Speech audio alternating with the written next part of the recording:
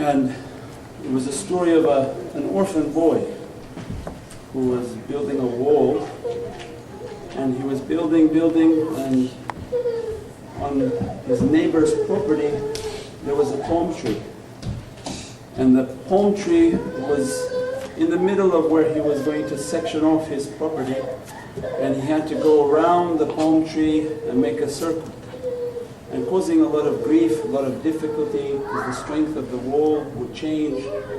And he went to the Sahabi, the person in the community, and said that my property is on bordering with your property, I'm building a wall, would you be so kind, huge property, that this one tree, if you allow me to go around it, as if it's a part of my property, that way I can continue with my wall, one date tree. And the man looked at the boy and said, no, I'm not going to let you to take my one tree. Maybe he has 400 trees, 400 date trees. And the boy was very saddened and again pleaded that if you just allow me to build this fence. And he felt in himself he is yatim. At that time nobody to argue his case, so then he went to Prophet and he asked Sayyidina Muhammad, say, Ya Rasulullah,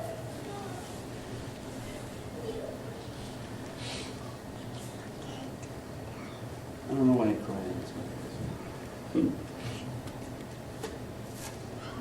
Because for us it's very deep. The love of Prophet emanates in everything. The yatim who had no one to defend him, he went to Prophet said, Ya Rasulullah, I'm building this fence, and this neighbor, they're all companions, all in Medina. He is not allowing one tree to be a part of the property so that I can make my fence to go around. I have no one to argue and plead my case and to convince him to agree. Would you be so kind as to take the case and hear the issue? And Prophet said, no problem, don't worry. Call that man and everybody in the majlis, I'll talk to him at that time. And in front of the whole majlis, that Mawlana would describe that in the mosque, after like Asr or Zohr, Prophet would deal with many issues of the community. All the companions are sitting there, and this person from the community comes, and Prophet brings the yatim and asks that he wants to build his fence, and there's only one tree from your many trees that Allah has given to you, would you mind that he section off that tree and continue with his fence? And the man looked to Prophet and said, no. And immediately hearts are dropping, the companions are ashamed, and the word of Prophet is now falling to the ground. Means the tashrif, the azimah, the greatness of Sayyidina Muhammad is that he merely asks, and our life is samina wa atana. And we're hoping and begging and praying that one day Prophet look to us and ask us, that call us into your divinely service and let us to be under your amr. That one day you call for us, and that our heart be clean enough and pure enough that we say samina wa atana. And Prophet asked again that please, for my sake, let the boy have the one tree, and I give to you and guarantee for you, Allah will guarantee for you trees in paradise. I guarantee for you this one date tree, a paradise in heavens. And when Prophet is giving paradise, he's not giving like a small paradise. And the man again looked and said no. And immediately the heart of the companions and sincere companions are shaking.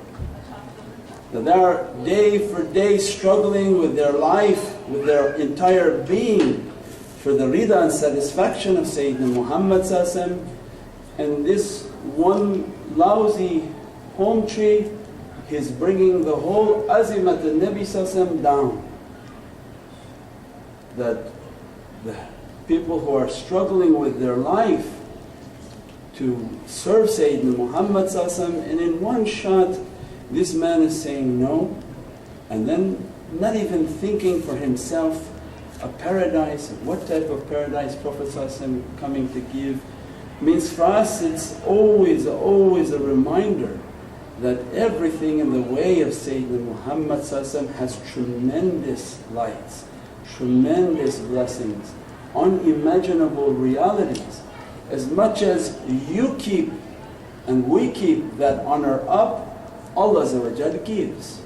As much as we try to bring the greatness of Prophet down, the gatherings of Prophet down, the associations of the lovers of Sayyidina Muhammad down, then it's at our own loss. At that time immediately Sayyidina Abu Darda jumped in. He said, Ya Rasulullah, is that offer still valid? Because he doesn't want Prophet to become saddened, he doesn't want Prophet to become humiliated. He says, is that offer standing? Abu Darda is standing. Means these people don't understand that greatness. What I'm offering for one tree, what I'm going to grant to him for one tree. Abu Darda said, I'll take that. I'll take that contract, I'll take that arrangement. He said, Ya Rasulullah.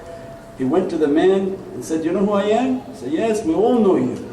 You know my bagh, my garden that I have? He said, yes, you have the largest garden in all of Medina. He said, I give you all of that garden for this one tree the Prophet is asking for. And at that time he said, you're crazy. You give your whole garden for one tree? He said, yes, my whole garden for your one tree. Immediately he made the exchange, he came back to Prophet and said, here's your tree, it's yours, Sayyidi Ya Rasulullah. I gave my entire wealth for your satisfaction. Is that paradise for me? Ya Abu Darda, that paradise is for you. He ran home and he didn't enter the property line. He came to the property line and he called his wife and children. So, oh my wife, come. He didn't want to even enter the property, he sold it. He walked away from what he gave, never to look again back at it, never to have doubt. The yaqeen within his heart, he wanted that guarantee from Prophet's holy lips while he's alive. That meant the whole world for him. That they were living and dying and struggling in the hopes of dying in battle at the hands and at the feet of Sayyidina Muhammad to accompany Prophet. He is taking now the contract that you will receive that paradise. He said, you will receive it. He said, he praised Prophet so much. Ya Abu Darda, you're going to have a paradise with so many trees, so many trees. He explained them to so many times until by the time Abu Darda was running home, Prophet was still explaining, you're going to have these paradises. And he called his wife and said that, come out. And the wife came to the door.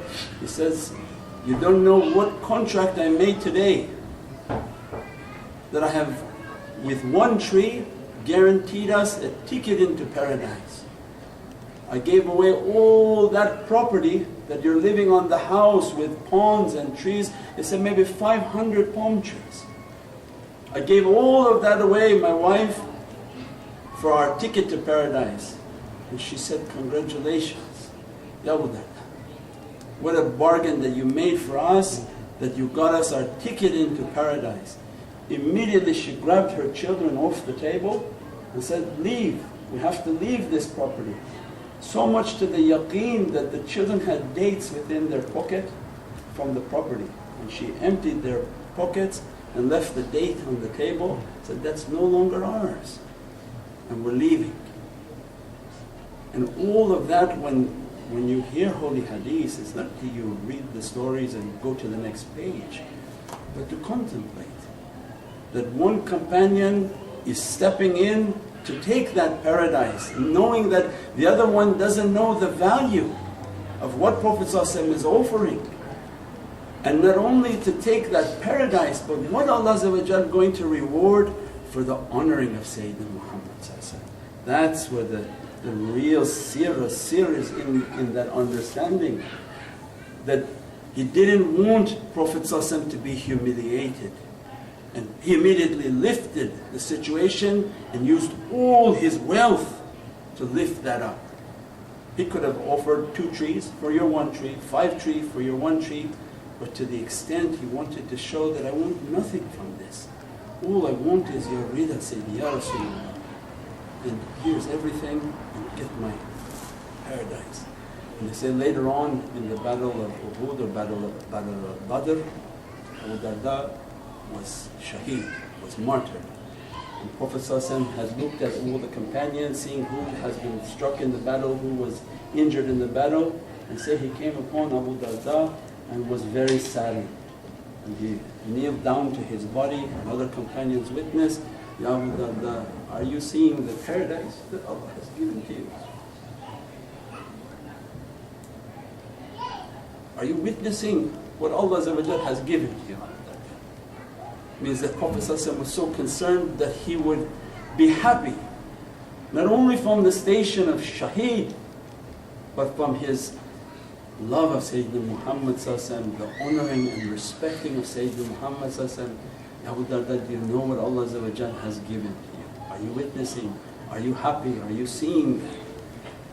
We pray that all our life be in the way of Allah ﷺ, but especially in the way and in the love of Sayyidina Muhammad ﷺ. That everything we are doing is to keep the love of Prophet ﷺ, the way of Prophet ﷺ, the honor and the glory of Sayyidina Muhammad ﷺ in everything we do, in all our associations, in all our gatherings, in everything that we're doing is for the love of Prophet ﷺ, and that Prophet ﷺ through that love save us.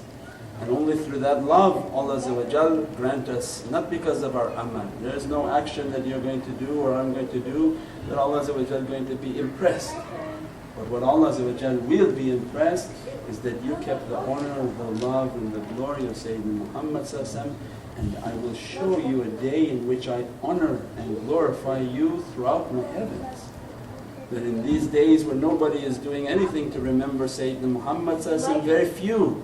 Those that are gathering and loving and praising and everything they do, they struggle here to keep this center opening, they buy from here, eat from here, gather from here, bring food for here.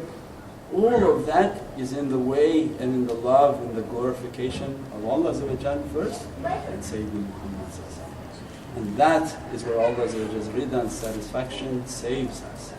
And Allah said, their day is coming in which I will put you on a couch that's reclining, and everybody will see your face and see your lights and know that these are from the lovers of Sayyidina Muhammad, that they spend their dunya in the love of Sayyidina Muhammad, and in akhirah I will reward them and dress them in those blessings. Muhammadan Mustafa, Surah Al-Fatiha.